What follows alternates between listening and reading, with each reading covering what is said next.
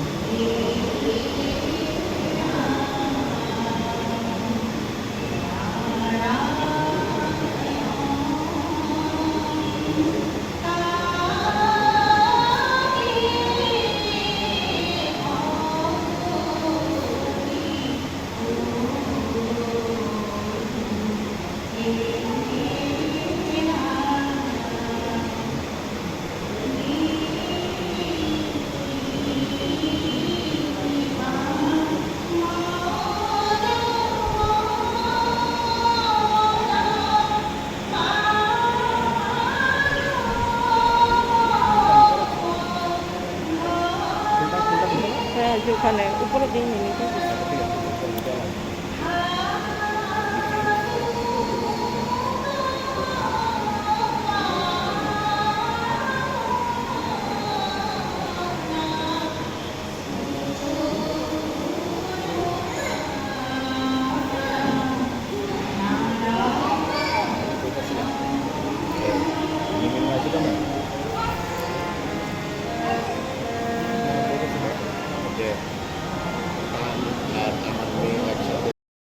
সবাইকে নমস্কার। আসলে আমি আমার পরিবার এখানে ছিল, আমার তো শিলং চাকরি ছিল, আমার তো সবই ছিল। আমি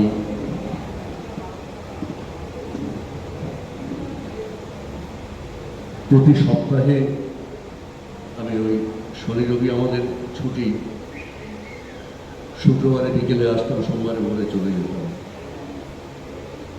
ওই সময় বর্ষাপাড়া 2 নম্বর বাইলেনে আমাদের মুদাস্তার রয়েছেন, ওনার ছোট ভাইয়ের বাড়িতে ভাড়া ছিলাম। আমার ছোট ছেলের জন্ম হয়েছিল ওই পেছনে বসা। পরবর্তী সময় বর্ষাপাড়াতে দীর্ঘদিন আমার অতিবাহিত হয়েছে। দেবস্থানের সঙ্গে আরও একটা কারণে বড় ঘনিষ্ঠতা হয়েছিল। এক নম্বর ছিল, আমার 2 ছেলেকে খুব ভালোবাসতেন।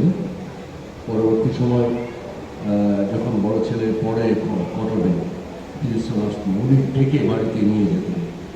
ও ঘুরে এসে বলতো, একটু আগে বললেন, ডক্টর রাইজুল বললেন যে মানে পড়িবই যাও না খাওয়াবই যাও। ওরাও এসে ওই কথাই বলতো যে যা খেতাম, আমার ছোট পুত্রেরও একই অভিজ্ঞতা আছে, গেলে খাওয়া। আর দেবস্থানের সঙ্গে আমার একটা অন্যরকম সম্পর্ক ছিল। মানে দুনিয়ার কবিতা নিয়ে ওনাকে কান মানে একটা ঝালাপালা করে দিতেন। আজকে আমার এর বেশি কিচ্ছু বলার নেই। আমার 2 ছেলে তার আশীর্বাদ ধন্য এবং আমিও তার আশীর্বাদ ধন্য। আমি শুধু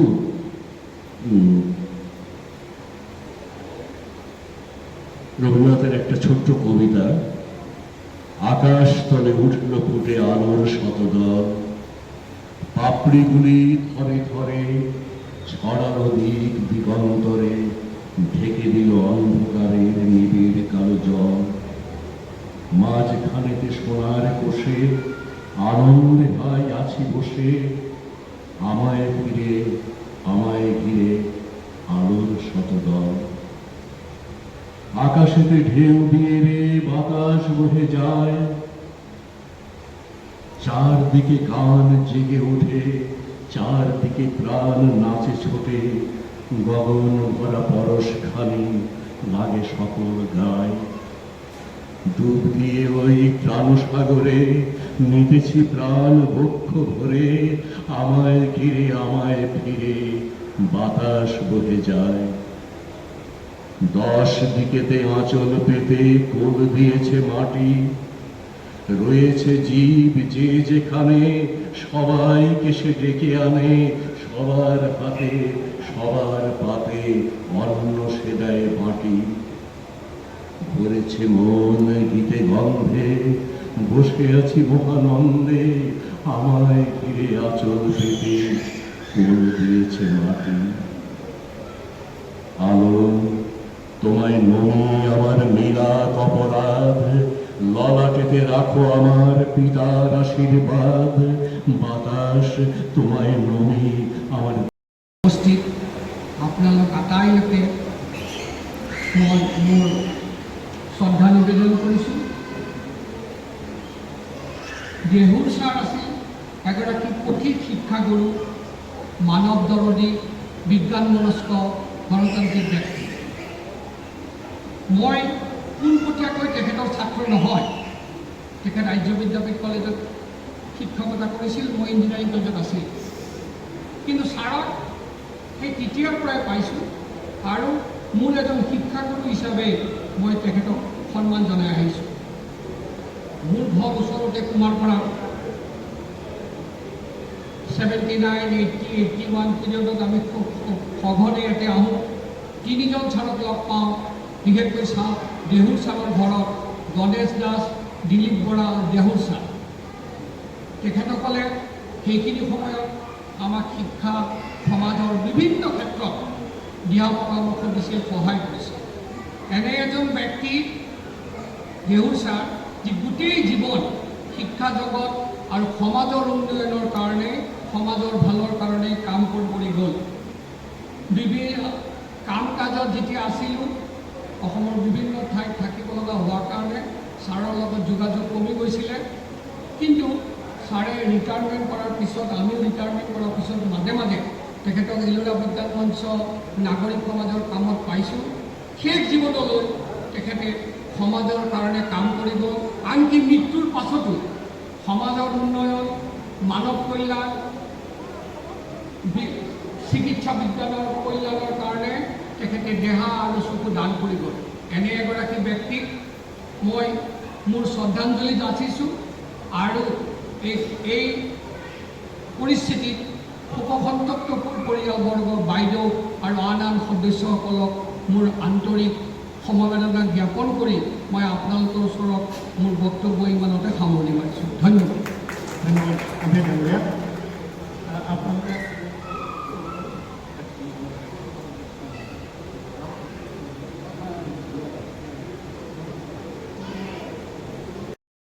আপোনালোকে জানে যে ৰবীন্দ্ৰ দেহুৰ ছাৰ মাৰ্ক্সবাদী কমিউনিষ্ট পাৰ্টীৰ লগত জড়িত আছিল।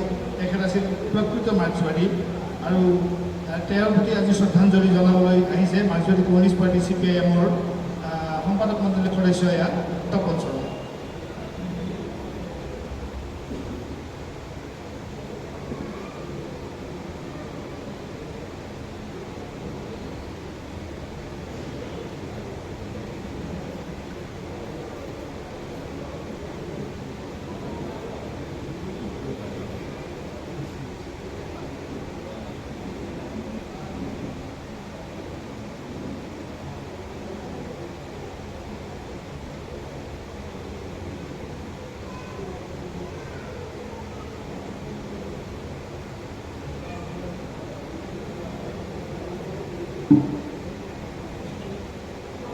ধন্যবাদ বন্ধুবর সুভাষ শর্মা।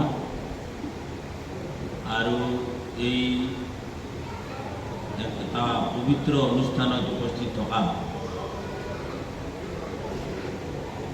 শ্ৰদ্ধেয় ৰাইজ, মই প্ৰথমতে ভাৰতৰ কমিউনিষ্ট পাৰ্টি মাৰ্ক্সবাদীৰ তৰফৰ পৰা আমাৰ আটাইৰে শ্ৰদ্ধাৰ দেহৰ ছাৰৰ প্ৰতি শ্ৰদ্ধাঞ্জলি জ্ঞাপন কৰিছোঁ। মৃত্যুৰ খবৰ যিদিনাখন পাইছিলোঁ, সেইদিনাখন আমি বাহিৰত গুৱাহাটীত নাছিলোঁ আৰু স্বাভাৱিকতে সিদিনাখন আমি তেখেতৰ শৱদেহৰ সৈতে সহযোগ কৰিব সুযোগ আমি নাপালোঁ। শ্ৰদ্ধেয় ৰাইজ, আমি এই তেখেতৰ প্ৰতি শ্ৰদ্ধা জনাই এটা কথা কথা নিশ্চয় আমি সকলোৱে উপলব্ধি কৰিম যে বিজ্ঞান মনস্কতাত বিশ্বাসী এগৰাকী ব্যক্তিয়ে কেৱল মাথোন মুখেৰেই বিজ্ঞানৰ কথা কৈ নগ'ল, বিজ্ঞানক তেখেতে নিজৰ জীৱনতো সাব্যস্ত কৰিব আৰু সমাজৰ গৰিষ্ঠ সংখ্যকে যিটো কোনোপধ্যেই মানিব নোখোজে কিন্তু বিজ্ঞানে মানে, সেই কথাটোকে তেখেতে পুনৰবাৰ প্ৰত্যাহ্বান জনায়, অন্ধবিশ্বাস আৰু কুসংস্কাৰক প্ৰত্যাহ্বান জনায় নিজৰ দেহ আৰু চকু মানৱ কল্যাণৰ কাৰণে দান কৰিব, যিটো আমাৰ সমাজৰ কাৰণে এতিয়াও অলপ আপচু যেন ঘটনা হৈ আছে। তথাপি সাহস তেখেতে দেখুৱাই থৈ গৈছে, কথাৰে নহয় কামেৰে নিজৰ দৃষ্টিভংগীৰ পৰিচয় দি গৈছে। মই এই সুযোগতে এই সভাতে উপস্থিত থকা দেহৰ চহৰৰ পৰিয়াল তথা আমাৰ দীৰ্ঘদিনৰ গৌৰী বা শ্ৰদ্ধা বাইদেউ তেখেতকো মই সমবেদনা জ্ঞাপন কৰিছোঁ। পৰিয়ালৰ সকলোলৈকে পাৰ্টীৰ তৰফৰ পৰা সমবেদনা জ্ঞাপন কৰিছোঁ। শ্ৰদ্ধেয় ৰাইজ,